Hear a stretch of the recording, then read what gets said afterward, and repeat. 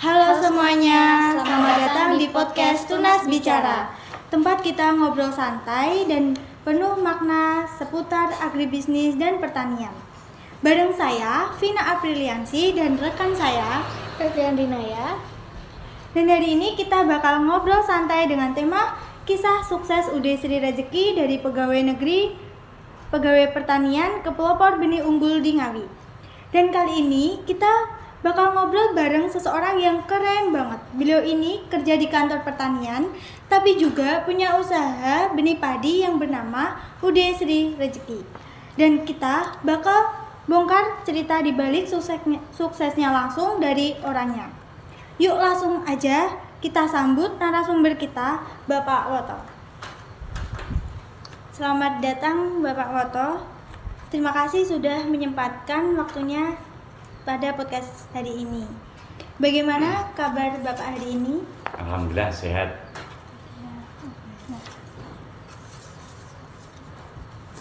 Boleh dong cerita dikit Pak, gimana awalnya bisa kepikiran bangun usaha UD Sri Rejeki? Apa sih yang jadi pendorong utama Bapak untuk memulai semuanya waktu itu? Ya, pertama-tama karena saya sebagai pegawai penyuluh pertanian, saya melihat di lapangan itu bahwa tanaman padi produktivitasnya rendah. Oleh karena itu, saya ingin mencoba memakai benih unggul yang bersertifikat sehingga untuk menghasilkan produksi yang maksimal dan tampak seragam. Dan Bapak kan kerja juga di kantor pertanian. Ya. Pengaruhnya gimana tuh ke bisnis Bapak ini? Oke, karena bidang saya di bidang pertanian, saya sangat cinta sekali dengan bidang pertanian. Saya tahu bahwa petani itu saat ini produktivitasnya sangat rendah. Oleh karena itu, saya pengen untuk mengangkat petani itu biar sejahtera dengan memakai benih unggul yang bersertifikat itu, sehingga tanaman padi itu akan lebih serempak. Petani tahu lokasi mana yang cocok untuk tanaman padi itu. Jadi tanaman padi itu, varietas padi itu dari berbagai macam, mulai dari Inpari 1 sampai sekarang ini ada Inpari 50. Dari masing-masing varietas itu punya keunggulan dan ketahanan di masing-masing wilayah tersebut. Dan Bapak mulai usaha UD Sri Rejeki itu mulai kapan ya Pak? Tahun 2016. Iya. Itu udah jalan berapa lama tuh? Berarti sekarang sudah 9 tahun. Alhamdulillah Ya. 9 tahun. Sudah lama banget ya Pak? Ya. Kalau ngomongin produksi nih Pak, gimana proses benih di tempat Bapak mulai dari panen sampai siap dijual? Ya, prosesnya pembenihan itu dari awal kita harus punya mitra dengan petani-petani, terutama petani-petani di sekitar. Jadi mitra artinya kita beli benih yang sumber benihnya benih dasar, sehingga nanti kita okup hasilnya dan kita jadikan benih pokok. Yang benih dasar itu sebagai foundation seed. Jadi benih pertama kali nanti kami tampung, kami proses sehingga menjadi benih pokok tersebut, sehingga kami mampu menjual di dalam bentuk bisa ke free market, artinya free market itu ke toko-toko atau retail. Dan yang kedua, kita bisa ikut program pemerintah yang e-katalog itu.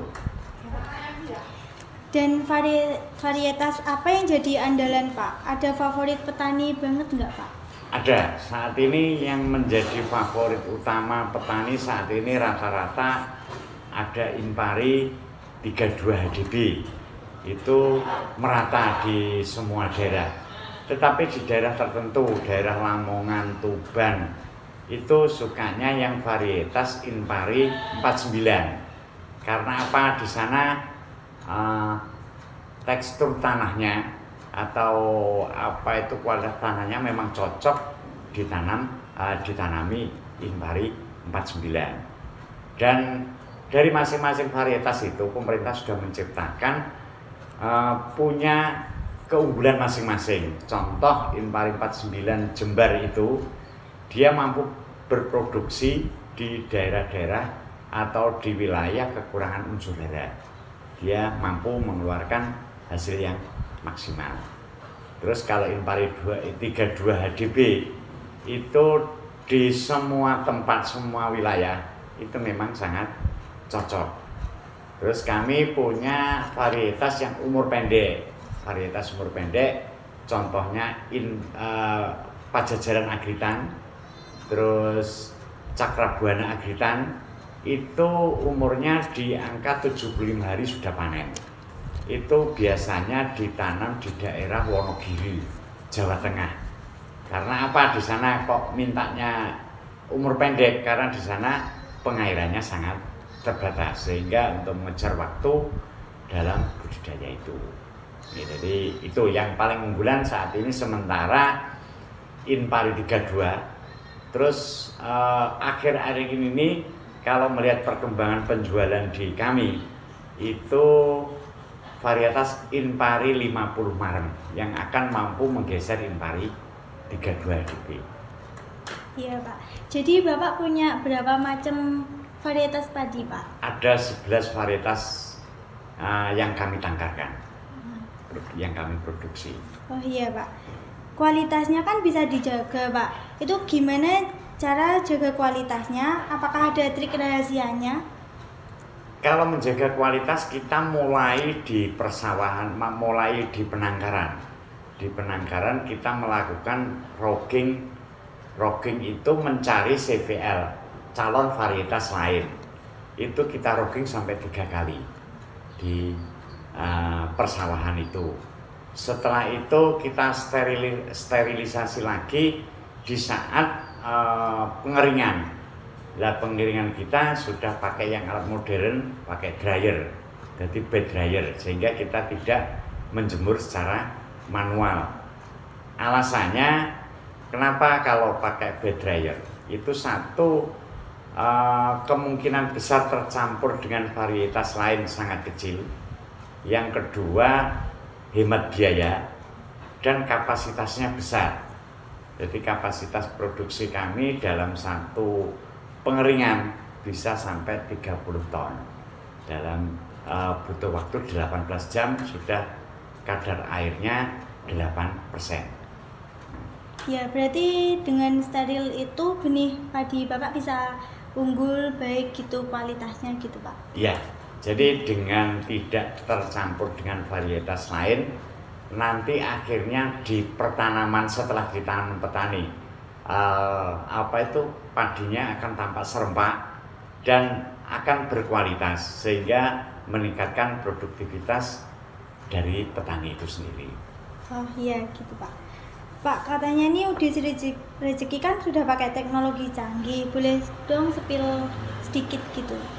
Ya, dari mulai pengeringan, terus dari mulai pemeliharaan di budidayanya di sawah, kita penyemprotan yang mitra kita sudah pakai drone. Jadi penyemprotan tidak pakai manual, tapi kita sudah pakai drone kerjasama dengan Maksitani, sehingga tanaman akan lebih sehat, penyemprotan lebih merata, angan-angan kami, sehingga produksinya kami yakin bahwa produksinya akan sangat luar biasa dan seragam. Satu itu yang di budidaya. Yang kedua, saat pengolahan setelah pasca panen. Setelah pasca panen itu kita sudah pakai bed dryer. Bed dryer itu pengeringnya secara mekanisasi. Jadi kalau pakai manual, dijemur manual itu 30 ton, butuh tenaga 30 orang. Kalau pakai bed dryer kita hanya cukup 4 orang sudah mampu mengeringkan sejumlah 30 ton. Yang ketiga, blower setelah kita keringkan sampai kadar air 8%, langsung kita blower. Jadi blower itu kita dikasih tumpuk 2, maksudnya tumpuk 2 itu tujuannya agar daya apung dari benih itu tinggal sedikit, jadi benih itu tinggal yang bernas saja, yang berisi saja, sehingga petani merasa tidak dirugikan. Karena kebiasaan kalau alatnya hanya pakai yang manual, blowernya kurang bagus, itu banyak gabah apung atau setengah isi ikut ke packing di di wadahnya, sehingga petani dirugikan. Kalau teknologi kami kita coba daya apung di benih itu tinggal 5%. Kalau rata-rata kan 15%, 10-15%. Kita mencoba teknologi yang daya apungnya tinggal 5%. Itu teknologinya. Dan menurut Bapak, hasil panen petani musim ini itu meningkat atau menurun, Pak? Kalau musim ini sangat drastis, penurunannya sampai 30-40% untuk musim ini. Berbeda saat di musim kemarau kemarin. Kalau musim kemarau kemarin bisa sampai 10 ton per hektar. Hari ini tinggal 6 ton per hektar. Itu sangat penurunannya sangat drastis sekali. Jadi drastisnya karena faktor cuaca maupun alam, walaupun itu disikapi dengan obat-obatan atau nutrisi yang sehebat apapun, kalau alam yang bicara itu kita tidak bisa dipungkiri hasilnya seperti itu. Menurut Bapak, inovasi itu penting nggak sih di dunia tani? Sangat-sangat penting sekali. Karena apa? Saat ini pemuda-pemudi itu sangat jarang sekali turun ke sawah. Nah, kita mencoba merekrut petani-petani milenial, artinya petani-petani yang masih fresh, yang masih muda-muda kita pekerjakan. Insya Allah nanti ke depan kita sudah mulai ikut e-katalog pusat, e-katalog pemerintah. Insya Allah kita akan berproduksi sekitar 900 ton per musim, karena ada link ke e-katalog itu. Karena kebutuhan pemerintah saat ini sangat banyak, sehingga saya pengen sekali nanti akan merekrut petani-petani milenial untuk mengawasi di sawah maupun produksi yang ada di gudang saya. Kalau strategi penjualannya Bapak tadi kan lewat itu toko retail gitu kan Pak. Kalau di lewat online gitu gimana Pak? Kalau online sementara baru teman-teman anak saya yang masarkan, yang lewat online itu teman-teman anak saya yang kuliah di Jogja itu rata-rata memasarkan lewat online. Tapi selama ini kalau sistem online kelihatannya belum begitu signifikan. Karena kelihatannya kebutuhannya sangat kecil. Jadi kalau lewat online itu kecil sekali. Tetapi kalau lewat retail atau toko atau kontrak dengan pemerintah, kebutuhannya sangat tinggi sekali. Jadi tonasenya sangat banyak. Dalam satu musim kita bisa mengeluarkan produk kami sekitar 40 sampai 300 sampai 400 ton untuk retail maupun toko-toko itu. Jadi itu kalau pakai sistem online itu masih minim ya Pak? Sangat minim. Jadi yang lancar itu pakai sistem e-katalog pemerintah gitu? Iya, kalau e-katalog pemerintah kebutuhannya sangat tinggi. Tapi maksudnya kalau e-katalog itu kebutuhannya sangat banyak sekali, tetapi perlu proses yang panjang. Karena seperti saya, pengusaha seperti saya kan umurnya sudah tua, jadi gaptek, terus teknologi administrasi itu sangat minim, saya tidak bisa menguasai. Sementara ini makanya kami pengennya kan merekrut apa itu milenial untuk bergabung untuk mencukupi kebutuhan pemerintah lewat e-Garuda. Terus ini ada kerjasamanya gimana Pak? Ada support dari pemerintah juga atau tidak? Sementara kami mandiri, Pak. Jadi kami tidak bergantung ke pemerintah. Kami mandiri, coba berusaha mandiri, sehingga tidak ada tekanan atau dikte dari pemerintah itu yang memberi bantuan. Sehingga saya berkreasi akan lebih maksimal. Maksudnya dalam berkreasi itu artinya kita tidak ditentukan tidak ditentukan jualnya kemana atau teknologinya harus ngikuti, itu enggak. Jadi saya bisa 100% inovasinya sehingga sesuai dengan kemampuan kita. Petani yang pakai benih dari UD Sri Rejeki ngerasa bedanya enggak Pak? Apa dampaknya buat mereka? Kalau laporan dari petani setelah memakai dari produknya UD Sri Rejeki kok hasilnya lebih tinggi daripada yang lain, gitu. Itu ceritanya petani, makanya dari musim ke musim kita merasakan bahwa peningkatan penjualan sangat signifikan. Berarti sudah diuji ya Pak, benih Bapak itu sangat benar-benar berkualitas baik gitu untuk petani.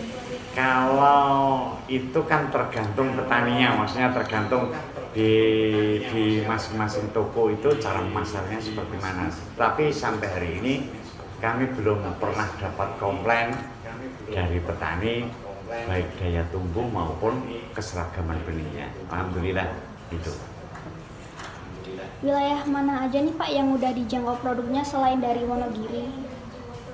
Saya pemasarannya mulai Wonogiri, Trenggalek, Tulungagung, Lamongan, Tuban, Bojonegoro, Pati, Grobogan, Cilacap, terus Purwodadi, yang paling jauh sementara Palembang.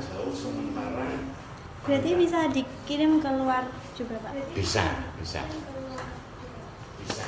Pak Suwoto, kalau anak muda pengen mulai usaha di agribisnis, tips paling penting apa? Paling penting menyukai dulu pekerjaan itu, cinta dulu ke pekerjaan yang akan digeluti. Kalau walaupun dipaksakan seperti apa, itu kalau tidak cinta dulu ke yang mau digeluti, insya Allah nggak akan berhasil. Pokoknya suka dulu, seneng dulu, ya, karena tip usaha atau perbenihan ini sangat berat sekali. Pokoknya untuk kami saran untuk pemuda-pemuda yang mau bergelut di perbenihan atau bertani, cintailah dulu pekerjaan itu. Insya Allah kalau sudah cinta, sudah senang dengan itu, pasti akan berhasil. Kalau walaupun kita support dana sebesar apapun, kalau kita tidak menyukai bisnis itu, insya Allah nggak akan berhasil juga. Dan harapan Bapak untuk masa depan agribisnis di Indonesia itu gimana? Semoga petani di Indonesia itu pakai benih yang berkualitas. Jangan pakai benih yang galur. Maksudnya galur itu belum tersertifikasi oleh pemerintah. Karena apa? Kalau benih-benih padi yang belum tersertifikasi oleh pemerintah itu rata-rata membawa hama penyakit, belum teruji. Di suatu saat biasanya bisa berproduksi tinggi, tetapi lain waktu pasti akan mengalami kegagalan karena dalam menciptakan varietas benih padi itu harus ada penelitian selama 3 tahun, diuji coba dari Papua sampai Aceh. Jadi di sana kekuatan tanamannya seperti apa, produktivitasnya seperti apa, ketahanan dengan hama penyakit seperti apa, memang harus teruji. Kalau belum teruji, kasihan petaninya nanti. Kasihan petaninya nanti. Wow, luar biasa ya perjalanan dan semangatnya. Pak Woto, terima kasih banyak sudah berbagi kisah Sama-sama, inspiratifnya. Keren banget bisa dengar langsung perjalanan UD Sri Rejeki dari awal sampai sekarang. Siap. Buat teman-teman pendengar, semoga obrolan kita hari ini menginspirasi buat kalian yang mau terjun ke dunia agribisnis. Jangan lupa share dan follow podcast ini kalau menurut kamu seru dan bermanfaat. Saya Fevian Dinaya dan rekan saya Vina Apriliansi. pamit undur diri. Sampai jumpa di episode berikutnya. Tetap semangat dan tetap bertani cerdas.